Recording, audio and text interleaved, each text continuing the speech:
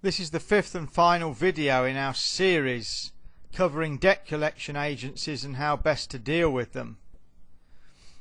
Now, if you haven't done so already, please go back and watch the 4 other videos in the series first, because they cover essential background information and steps that you'll need to put into play before we get to this stage of first contact.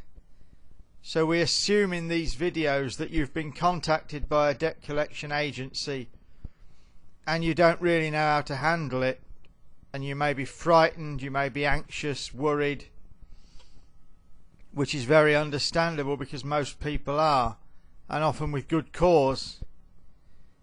But once you become knowledgeable of your rights, then you have a lot less reason to worry. And first contact is where it gets more difficult, because it depends on exactly what the first communication from the agency itself says.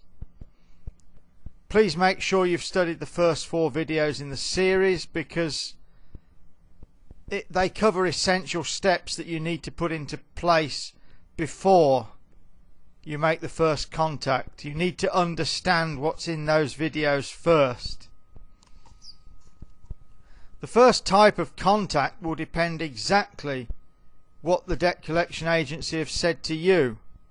Now, they may have sent you a letter demanding money, they may have made a nuisance telephone call, they may even have sent someone to your door. It's happened before. But how you respond to this does depend on what has happened. And if we assume for now that they've sent a letter demanding money, then that letter should obviously have identifying marks on it. It should have the name of an original creditor. It should have an account number so you can find out what it relates to. And of course, you should have been given a notice of assignment from the original lender, but it's beyond the scope of these videos to go into that. To go into things as deeply as you need to, you should sign up for an account at the Consumer Action Group forum, which we'll mention at the end of this video. But there is a filtering process that you can go through in order to decide how best to respond. If the alleged debt is something you know absolutely nothing about, simply send a letter asking them to prove that they owe you the money. And that is the first essential step, because so many innocent people, so many unrelated people get demands for money, because debt collection agencies fire these letters off willy-nilly. They fire them off to anyone. You may have a similar name to someone who owes money. They'll fire these letters off on the basis that one letter is going to hit the target, and the target may not be you. It may be that you know nothing about the debt. It may be that you've never had an account with this organisation. So you need to send off a letter asking them to prove that you owe the money, because if you don't, they won't be able to prove it. And there are templates for these kind of letters on the Consumer Action Group forum that I strongly advise you to join. If the letter that's been sent to you by the debt collection agency involves a debt that you do recognise, then the next step in the filter is to see if you genuinely are responsible for repaying the debt. And the next filter to apply is one of statute barring.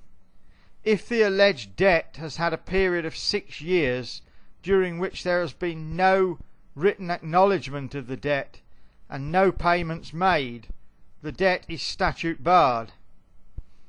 Which doesn't mean that it's no longer owed, but it means that it's not enforceable through the court system. And I'm assuming here that it's an ordinary debt and not a mortgage debt. Mortgage debts have different rules and the period is 12 years. And I'm also assuming that you live in England or Wales. If you live in Scotland, then it's 5 years for statute barring. Again, these are short videos, short YouTube videos. There's no scope here for going into this sort of intricate detail. So join the Consumer Action Group forum to get specific advice. And you can simply send a letter back to the Debt Collection Agency informing them that it is statute barred. It is against Office of Fair Trading regulations to demand payment on a statute barred debt. And again, the Debt Collection Agency has to prove the debt is not statute barred. Now, debt collection agencies have all kinds of silly tricks that they try to pull of making their own payments onto statute barred debts to try and prove that they're not statute barred. But the onus is always on the Debt Collection Agency. They have to prove that a debt is not statute barred. There is no obligation on you to prove that it is.